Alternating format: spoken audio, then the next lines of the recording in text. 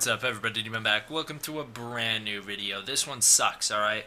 So, Godzilla-Thon, I get it. Godzilla-Thon, I have to review every Godzilla movie.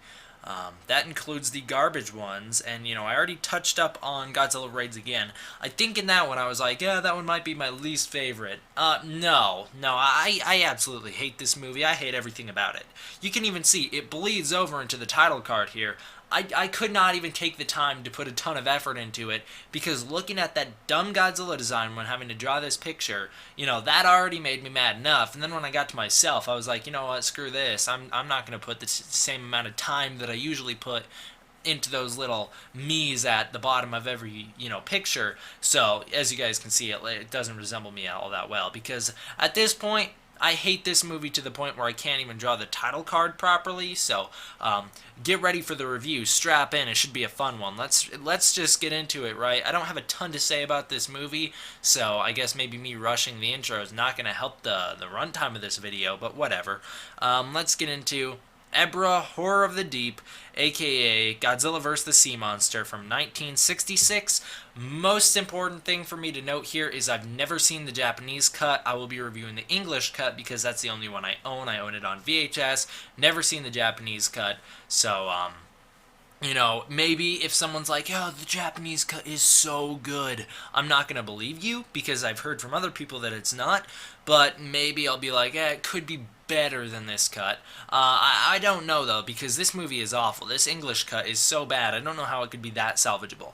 You might be like, well, maybe it's just the dub of the English cut you have. I don't think so. I just think it's a bad movie in general. So, let's get into the review, shall we? A ship is sunken. That was terrible English. A ship is sunken by a giant claw. Ooh, it's like a big storm sequence. This boat's sailing away. A big, huge claw comes out of the water. The ship goes overboard, or the passengers go overboard. The ship is sunken. We cut to like this weird narration 2 months later, and we meet a character. Oh, I guess we actually hear of the character who was lost on the ship. His name is Yatta. He was lost at sea. He is known not to be dead by some. I'm assuming she's like a gypsy lady. Is like, oh, I've searched the land of the dead and I didn't find him. Ooh, and so they're like, he's alive. Let's find him because you always trust gypsies. She actually turns out to be true though. He's not dead, as we'll find out later. So this movie is very 60s. With the worst part of this movie gotta be is it was, for the time it was made, I'm sure this was very normal, but this is the dumbest scene in the movie. So our main characters, they need a boat because they're trying to go sail out and find Yatta, who's gone missing. They enter a dance competition, this weird dance competition, because if they can last the longest dancing, then they win a boat.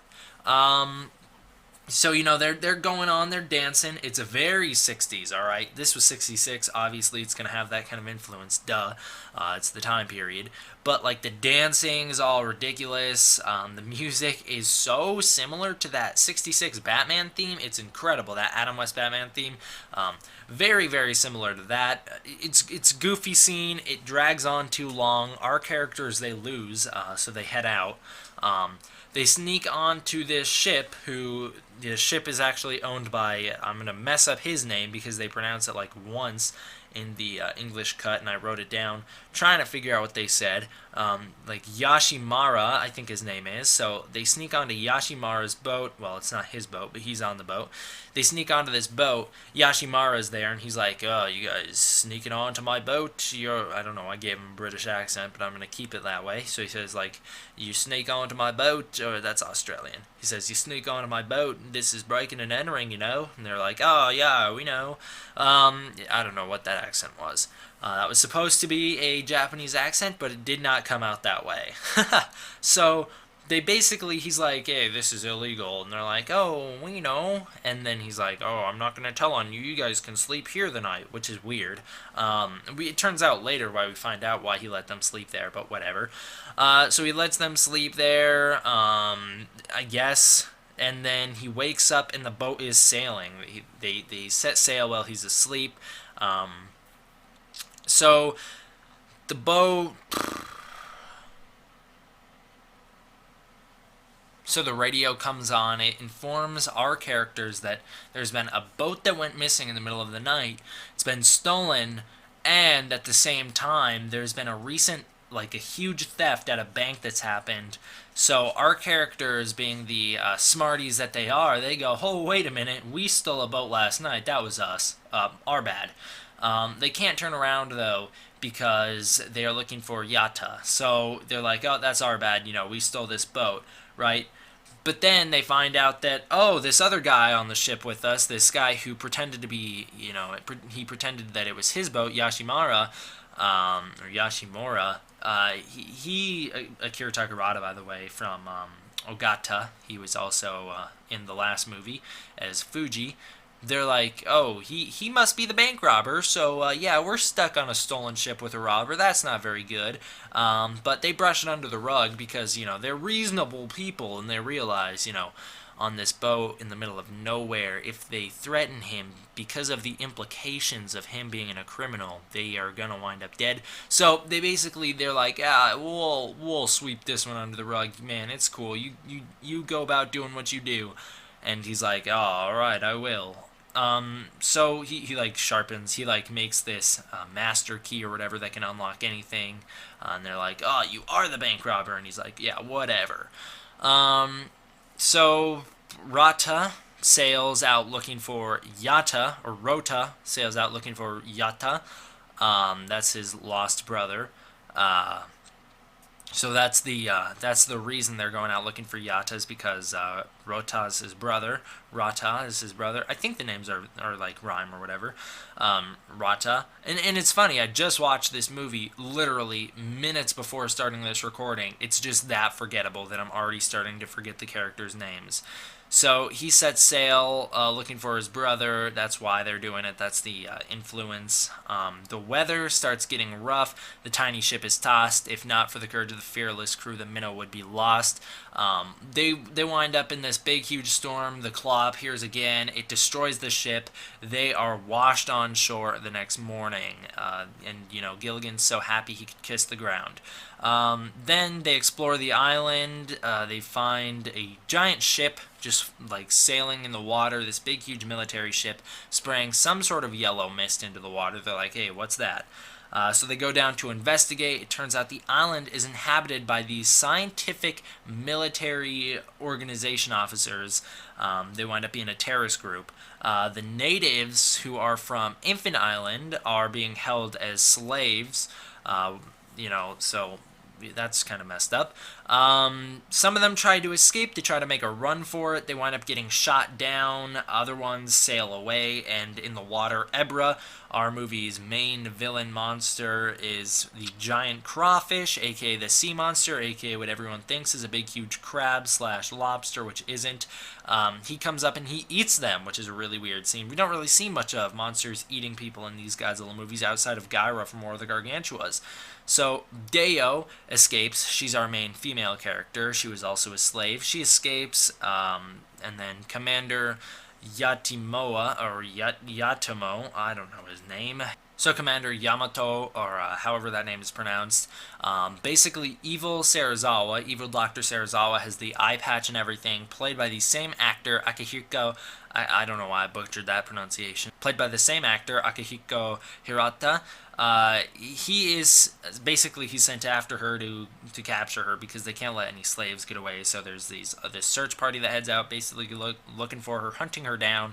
Our gang is chased off this cliff by the Red Bamboo, this terrorist organization. They're the bad guys. They're chased off this cliff. Pretty much. They wind up climbing down on this lower ledge. They go into this cave because they need to seek refuge there. They soon find a sleeping Godzilla there. How he got in this random cave on this random island, who knows? Very convenient, never explained. I guess the movie was just like, you know what, this wasn't even supposed to be a Godzilla movie, let's just move on. I'll explain that now, I guess, because I brought it up. So this movie was initially supposed to be a King Kong movie, following up with I guess it would be a Toho Kong trilogy with King Kong vs. Godzilla, King Kong Escapes, and then King Kong vs. the Sea Monster, presumably. I think that's what it was supposed to be. It was something like Operation Robinson Crusoe, something like that. It was supposed to be a King Kong movie, King Kong vs. Ebriah. So that wound up getting scrapped. I believe I remember reading the reason for that was because it wasn't close enough in line with the Rankin Bass cartoon at the time, whereas King Kong Escapes was very in line with that cartoon, and then Rankin Bass cartoon was like, yeah, no, you guys aren't really doing anything at all similar to what we're doing, so please don't do this. And then they were like, you know what, we gotta make this movie, just stick Godzilla in Kong's place. So, you know, that's the only reason that Godzilla would be on a random island, is because Kong is typically found on random islands. So, I guess, right? God, it's never explained. Godzilla's just in this mountain sleeping out of nowhere. Deos, or whatever her name is, she's revealed to be, see, I clearly don't like this movie. I can't even remember the characters' names. I've already said that, but it is so forgettable. Literally, 11 minutes into the video, I'm already forgetting their names because they're that forgettable. So, Deos, or whatever, she's revealed to be from Infant Island. She starts praying to Mothra. All the natives are revealed to be from Infant Island. They all pray to Mothra. Mothra's new song... Okay, so Mothra has a new song. They sing it way too often, which is the problem, because other than that, it's a pretty good song, Mothra's songs are always hit or miss. This one's one of the ones that is, like, kind of a... I guess I shouldn't actually say that, because it's not hit or miss, because this one's an exception, where it's, like, kind of a hit, but it's so overplayed that it just gets annoying. I think it's really good because it's kind of heavy on the bass. It feels like when you listen to it, it's heavy on the bass. I really like that when the music's heavy on the bass. That's one reason I love Ifukube's stuff, kind of really heavy on the bass. Same thing with Persecution of the Masses. One of the reasons I love that song from Shin Godzilla is because it's so heavy on the bass. I think that makes the songs always a lot more epic. And this one's a good one because it's also got that same kind of bum, bum, bum, really heavy on the bass. I like it. I don't know how many times I have to say the phrase heavy on the bass in order for you guys to get the point. Probably only one. So, the new song's alright. The only reason I think I really like is because I have one of the personal connections I have to this movie, surprisingly. Even as a little kid, I was like, yeah, this movie sucks, and I would never watch it. But one of the personal connections I have to it is a couple years ago, 2 years ago, I was doing my Godzilla-Thon. That was my second time ever doing Godzilla-Thon. I got to this movie, watched it every night. I just met a lot of new friends that year. As talked about in my 1 year later update on the channel. Just met a lot of new friends that year. They were pretty good friends. And, there was these girls that, for whatever reason, decided to call me that night. They never explained it to me. Still to this day, 2 years later, I don't know why they called me, but they called me, just started screaming my name into the phone. And then, I guess, from what I've heard, I wasn't there, obviously, because they were calling me. From what I've heard, like, one of them attacked the other one, and so it was just a lot of screaming going on this phone. I was super confused at the time, but for whatever reason, I was, like, really embarrassed because I was watching this movie at the exact time they called. I was too lazy to get up and pause the movie. Obviously, if you guys have seen my first video on the channel, keep in mind, this was that kid. Alright, this was that little fat guy who was running the channel back then. That was me. This is what I was like back then. I couldn't even get up to turn off Godzilla Raids again during my first video. I didn't even pause that. I just let that play straight through the video. So that's how I used to operate. So I didn't want to pause the movie when they called me, and because it just got to this scene where they sing Mothra's song for the first time, I was like really embarrassed because it wasn't like I could own it.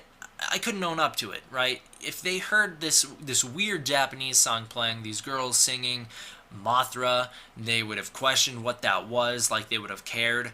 I wouldn't have been able to own up to it. Whereas if it was the Ifukube Mothra song, Mothra vs. Godzilla theme, I would own that. I would be like, no, this is Mothra's song, alright? This is awesome. Whereas with this one, I was like, oh, shit, I hope they don't hear this, because it's embarrassing. Whereas nowadays, I'd just be like, what are you watching? It's Godzilla vs. Sea Monster. It's a crappy movie. I'm doing a review on it. Just basically basically hating on it for 15 minutes now. But back then I was a lot weirder and a lot more socially awkward. So I couldn't own up to it. Luckily, they didn't hear it, I guess. Not luckily, because it wouldn't have mattered, but I guess luckily for me back then, they didn't hear it because they were too busy screaming into the phone. I was just so, it was like I walked out of the room to try and get as far away from the TV as I could, and yet I couldn't pause it. I guess maybe because it's a VHS, I would have had to stop it, and I would have had to reset the VHS player to get it to start playing. I guess because I used to have an old VHS player back then. I don't think that was the reason, because I would never pause the movies. I was just that kind of person.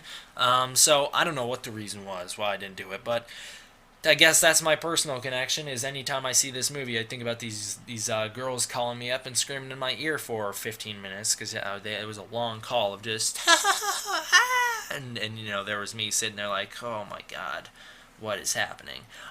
So you guys are probably thinking the same thing, like, wow, this was really derailed. I guess I had to pad out the runtime somehow, so give me a break here. I hate this movie. I've said it a million times here if you couldn't figure that out. Our crew breaks into the red bamboo lab. They're spotted. They're chased around. There's a really great scene. One of the best scenes of this movie is awesome. So, we have our Yashimara. He has one of these canisters with this yellow gas liquid that's contained in it.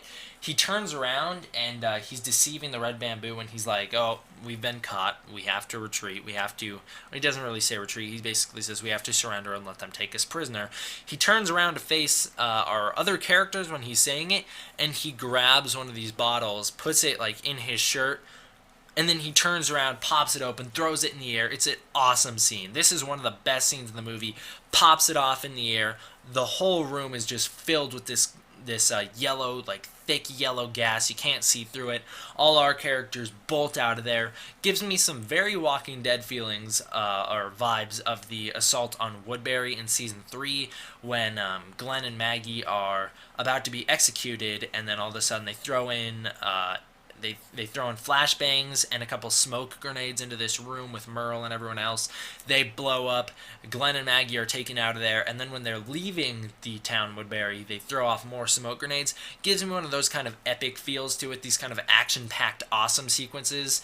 Gives me one of those feels, which is why I like it so much, is just because... And it's really clever, too, the way he turns around, opens this canister, pops it off, and then throws it in the air. Everything goes up in yellow fog. It's a great scene. So they escape. I really like that scene. They escape after they broke into the bamboo lab. They were trying to find a way off the island. That's why they broke in. I should have specified that. So they're spotted, and then they're chased out. I believe his name's like Mickey or something like that. He is taken hostage. See, I'm telling you, this movie's so forgettable. The names are so forgettable.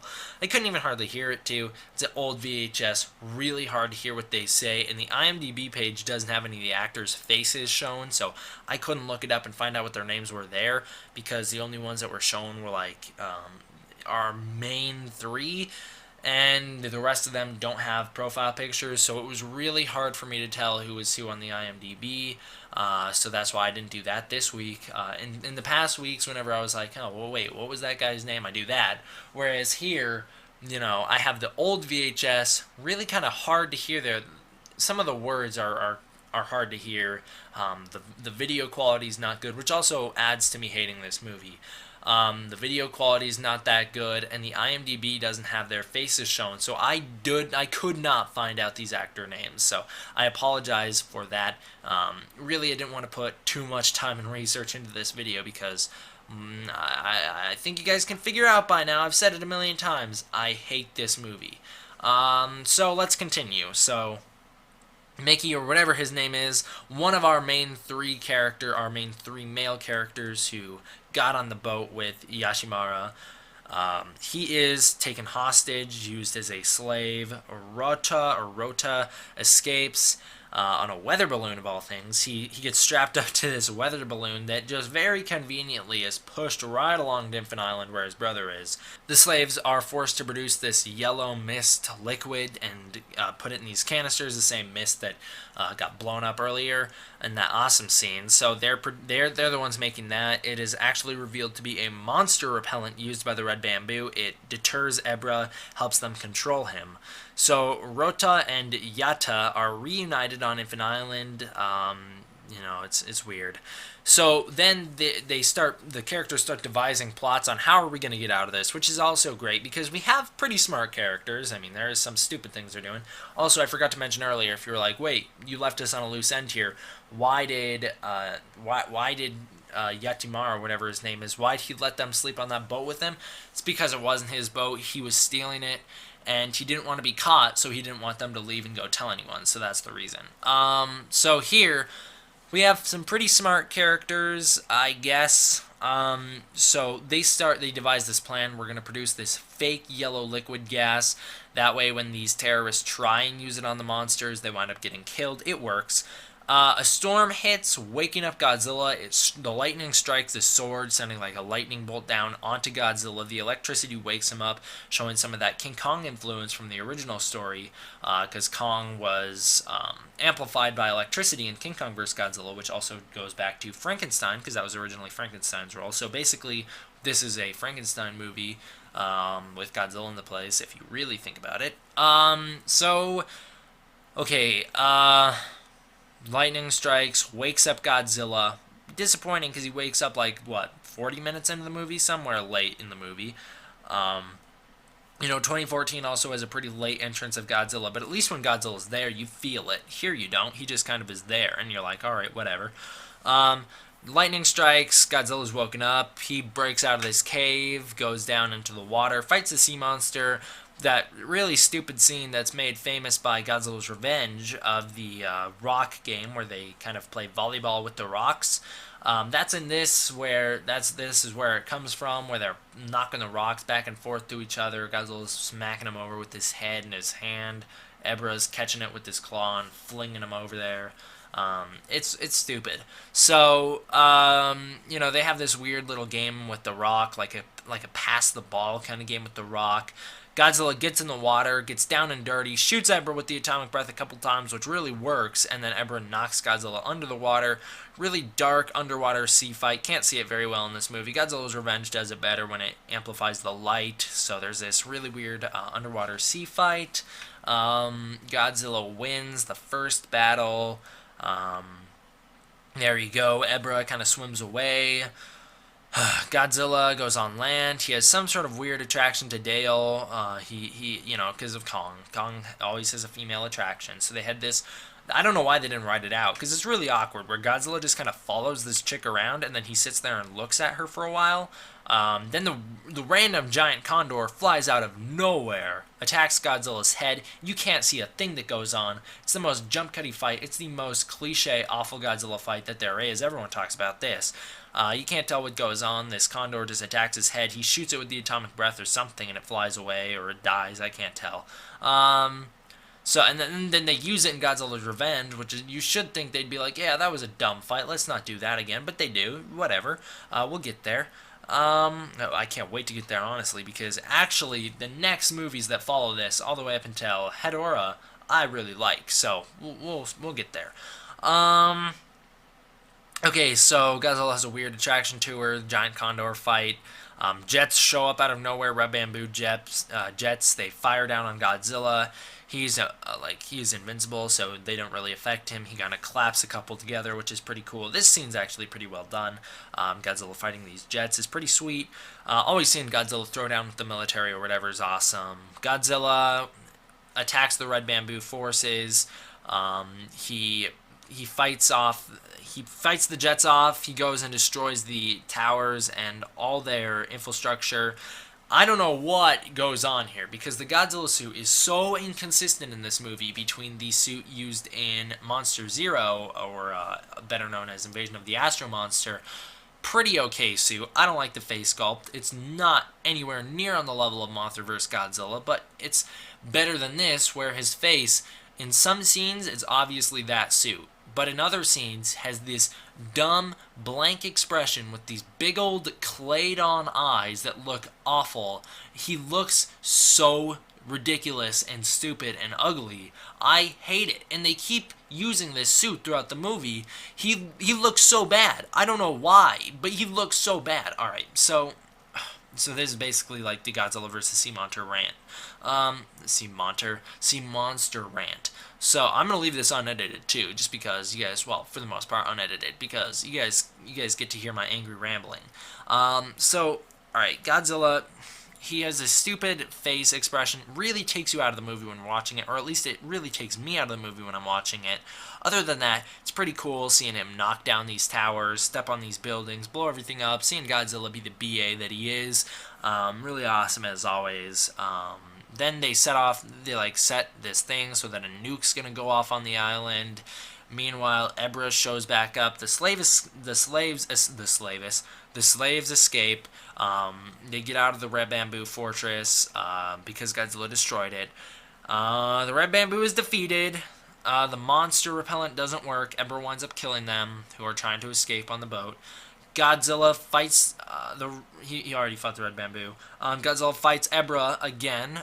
This is an alright scene where he's in the water fighting, and the only reason I say it's alright is because of the finishing blows to Ebriah are pretty dang sweet. Seeing the smarts that Godzilla has in some of these movies is awesome. So what he does is he actually winds up biting Ebriah's little hand right off, clean off, which is awesome. Then he turns, grabs the big claw hand, and just rips right up. The hand tears right off of Ebriah. He throws it to the side, or he actually doesn't. He kind of clicks it together and taunts him before throwing it to the side. Blasts him with the atomic breath. Ebriah's either killed or sent away. I can't tell. I didn't pay that much attention because I hate this movie. So Ebriah's, he's defeated. Let's leave it at that. Ebriah's defeated, and Godzilla's the victor. And then Godzilla goes back on land because at this point Mothra shows up. Mothra finally wakes up. It takes the whole movie a lot of setup towards Mothra's appearance. It's not even a good appearance. She kind of just wakes up, flies away, goes to this island, picks up these people in this net, and then flies away again. This Mothra vs. Godzilla fight is so brief, and it doesn't make any sense. So, last time we left off was Ghidorah the Three-Headed Monster with Mothra and Godzilla. Godzilla was like, yeah, you beat me last time we fought. You beat me, alright? You bested me. I don't like you, but I respect you for trying to take on Ghidorah. This is pretty much, they do have conversation in the movie and all this stuff, so I'm not stretching that much when I'm coming up with all this stuff. He's basically like, you beat me, you bested me, I respect you for taking on Ghidorah and getting your butt whooped, and then I came and saved you. But let's move on from that, and let's not interfere with each other anymore. So then Mothra shows up on this island, and what does this Godzilla do? He's like, oh yeah, continuity doesn't matter here, and then he goes and attacks her out of nowhere. So he walks over, tries to fight her. She pretty much is like, yeah, no, picks up these Infant Islanders and flies away. All our main crew is included in there, all the good guys, I should really say. So Mothra is pretty much his friend, and he still fights her. It makes more sense than when Anguirus is claimed to be Godzilla's friend later on, when Godzilla clearly killed him. So we'll get there too. Mothra takes the good guys off, they fly away, and then the good guys, for whatever reason, are like, Godzilla helped us. He definitely wasn't trying to kill us right there, even though he was obviously trying to kill us. I feel so bad for him. That nuke's gonna go off on the island. Well, no matter what they say, they're like, run away, Godzilla, run away, and then he does. He gets in the water and runs away. Or he jumps in the water, which is also the only reason I like that scene is because it's used in the Godzilla Revenge opening. So Godzilla jumps into the water, swims away, alright, whatever. He still definitely got blown up by that nuke. There's no getting out of that one. So the nuke goes off, explodes, the island is completely wiped away, completely obliterated. There's not a trace of it left. Everything's gone, everything's dead. And then the movie ends just like that. So our characters are like, oh, what a great send-off. Godzilla swims away after saving us, sort of, and then the island blows up. Haha, we win. Yay. That's the movie. It's over. I think you guys can figure it out by now. I'm not even going to say it again. What do I feel about this movie? You guys can figure it out. So, the human story is okay. It is not one of the better human stories. It's not terrible, So I'm not going to be like, oh, this human story sucks and I hate everything about it. But at the same time, it's not one of the ones that is like, if I think of a Godzilla human story, I'm not thinking of this one. This is one of the last ones I'm ever going to think of. Like, if you tell me top worst Godzilla human stories, yeah, this one will be on the list because it's so forgettable. The characters are so forgettable. And that's one thing that I really want to make clear here. I don't have that much of a problem with the lack of the giant monsters in the movie. That's not the big issue. The movie's official title doesn't even have Godzilla in the name. Ebriah, Horror of the Deep, just like Invasion of the Astro Monster, and just like Ghidorah the Three-Headed Monster. None of these titles have had Godzilla's name in the title, so I'm not expecting to see tons of Godzilla screen time. At the same time, it's like, it's a giant monster movie, sure, but I do appreciate the human stories. I mean, Shin Godzilla is one of my favorite movies of all times. Godzilla is not in that movie a ton either. Godzilla 2014 has a really fine human story. A lot of people give that human story crap. I'll defend it. When I get there, that'll be a defense video. When I get there to 2014, that is not a bad human story at all. This one, however, there's just nothing to remember about it. I'm not bagging on this movie because there's not a lot of giant monster action. That is a problem, but I'm not going to bag on the movie for that because ultimately, one of my biggest criticisms with Godzilla fans is when they're like, it's a good movie and all, great action, but the human scenes really drag on. Well, what do you want? Do you want Godzilla's revenge or not? Because clearly not. When they put a clip show of Godzilla's best moments, aka when they give Godzilla a ton of screen time, people complain.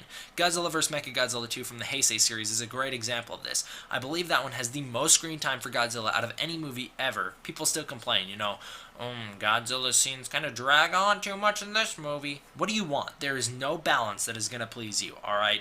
When it comes to Godzilla fans complaining, I really don't like the human scenes. You need the human scenes because they're what carry the story. Other than that, you're just going to have some giant monsters beating down on each other for, 2 hours? You really want that? No one on Earth wants that.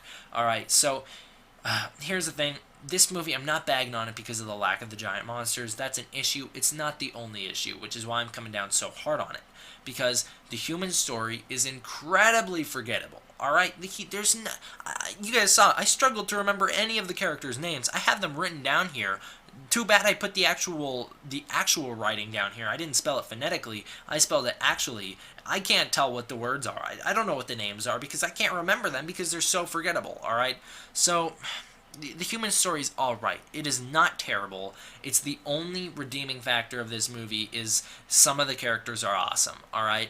Some of the characters are pretty good. Our bank robber character and our red bamboo leader, they're pretty sweet. Other than that, no one else matters. Even the Mothra fairies are really bad in this movie, played by different actors, not the Peanuts. It's a shame. They do nothing. They just sit there the whole time and they're like, oh, you should have faith in Mothra. You shouldn't say that. Who are you? You're not the same characters we left off with. Get out of here. Get the Peanuts back. They did good. So the monster stuff is just flat out bad, and it's not because of how little it is. Alright, I want to make this clear. The lack of monster stuff is bad, and the pacing issues are terrible. Okay, the pacing goes like this. The first hour of this movie drags on so much, and then the last 20 minutes feel like you just zip right through them. I feel like there's so little Godzilla in this movie because he shows up at the very end. Once he's in it, the movie just ends. It feels like, you should get more. You just don't. The movie just is so paced terribly that when Godzilla shows up, it becomes a normally paced movie, which a normally paced movie in this context feels like you're moving a million miles an hour, so you get so little time to spend on anything that the movie just ends that abruptly, and it feels really bad. It feels really unfinished. I feel like there should have been a lot more. There should have been a lot more with Mothra. There was a lot of setup to her showing up, not a lot of payoff, which is a huge problem. So the monster stuff is flat out bad. That is also amplified by the awful special effects. I feel really bad about this because usually the special effects in these movies are a home run, Ebriah does such a good job at the special effects with these movies. He was kind of a perfectionist, which I'm sure he was not a fan of this movie because the special effects are flat out bad in this movie, alright? The direction, the special effects direction especially in the scenes with Godzilla vs. Ebriah, is so all over the place. You can never get a feel for what's going on. So there's some water fight sequences. The camera's all shaky around. You can't really tell what's happening. Underwater fight is so dark you can't really see what's happening. It cuts all over the place. The Condor fight, a great example of terrible editing during one of these fights. You can't tell at all what happens in that one. Then there's some other bad cutting throughout this movie with the monster stuff. The face of Godzilla looks so awful that it takes me so out of the movie that I almost just want to turn it off because I just can't look at Godzilla because he looks so ugly and dumb. They took an awesome looking character and made him look dumb. I don't know how you do that, but they did it. Well, I do know how you do that. Kamata-kun's kind of a good example of making a good character look dumb. Kamata-kun, let's face it, as awesome as I think he is, and I do think he's awesome, he's a dumb-looking guy, alright? He looks very silly.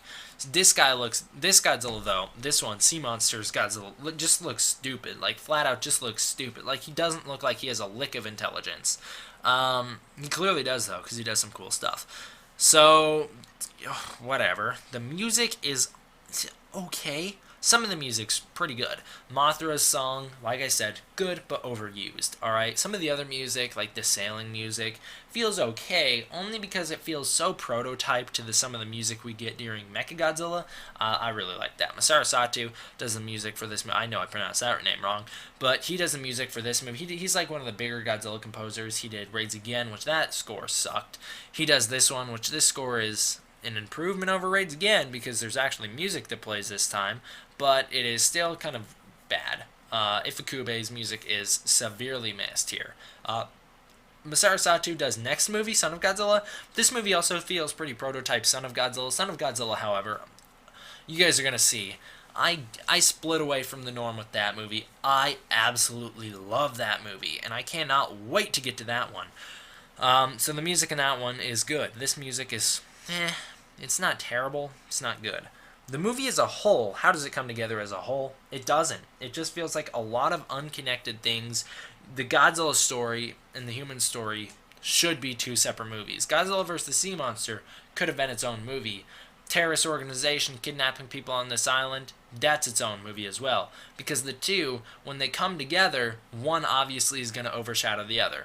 The human story obviously overshadows the Godzilla story, and there's so little Godzilla story here, it could have been cut out almost entirely. You could have had the ending explained with, our heroes find a bomb, blow up the Red Bamboo's base, you wind up with the exact same outcome. You wind up with no different. If they steal a boat to get off the island, take the slaves, get off the island, blow it up themselves, you have the exact same movie. Whereas you could have done a lot with Godzilla fighting this giant sea monster that's being used by a terrorist organization. It goes nowhere.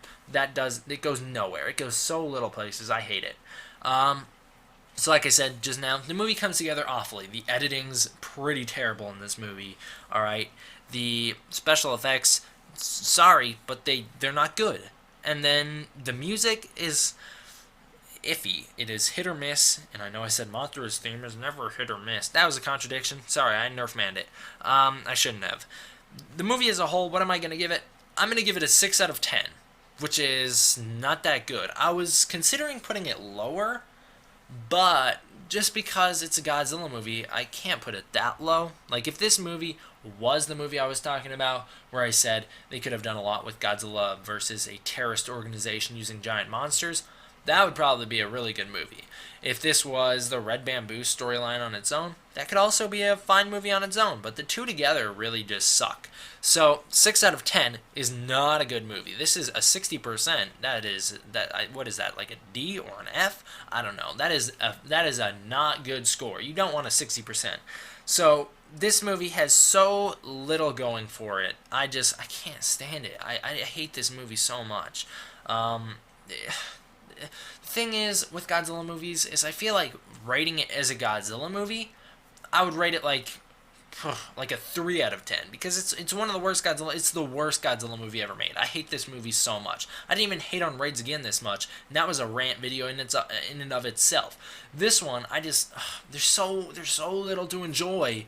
I cannot watch this movie. This is one of the last times I'm going to watch it for a very long time. Alright, I'm not going to go back to this movie until I really have to. Maybe next year during my Godzilla-Thon, I'll go back to it. But usually during Godzilla-Thon, I turn it on and then I leave. Alright, it just plays, and I'm just kind of there in the area when it plays. I never watch this movie. So it was incredibly painful for me to have to sit there and try and watch it. I was having more fun doing my homework during the movie than I was watching the movie. So, this movie sucks. 6 out of 10 as a Godzilla movie. That's 6 out of 10 as a movie in general. Like, I shouldn't even say that. As an old movie, it's a 6 out of 10. As an old movie, it's a 6 out of 10. As a modern movie, this is like a 1. As a Godzilla movie, this is like a 3 because it's not, it's the worst Godzilla movie ever made. I don't know what to rate this movie, guys. Obviously, I'm very indifferent on this, and I'm going back and forth through my opinion. You guys can take the information I've said throughout this video. I hate this movie. You can guess whatever rating you want. You can be like, oh, I think you should rate it this based off the information you've given, because I'm obviously indecisive. I hate this movie so much I can't even decide on what to give it. The only reason I want to give it a 6 out of 10 is because Godzilla's in it, and I love Godzilla so much. But whatever, this movie, it leads to one of the better Godzilla movies, which also I differ from fans on entirely. Godzilla's Revenge is probably the most universally hated Godzilla movie ever. I love that movie so much. Can't wait to get there. You guys are going to be very confused about that one. So, can't wait to get there. And I know this movie has its own fan base. I'm not trying to make anyone mad. This is just my opinion. I personally hate this movie. So, if you like the movie, like Kaiju Noir, Andres Perez, and Gorizard, who recently did a review of this movie due to, on accident, my request. They posted, Gorizard posted their review of that movie. Like I said, that I didn't mean to force his hand, but I accidentally did.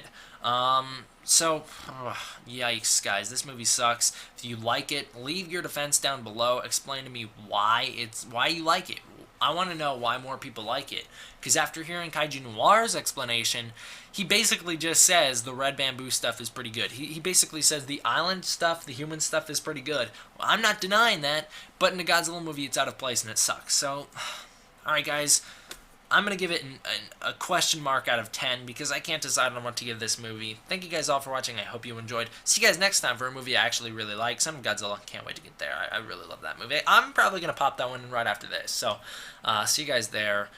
Thank you all for watching. This was a very long rant video. I didn't expect to take this much time. This was a pretty long rant video on Godzilla versus the Sea Monster, aka Ebriah, Horror of the Deep. See you guys next time. Said that like 20 times. D-Man out.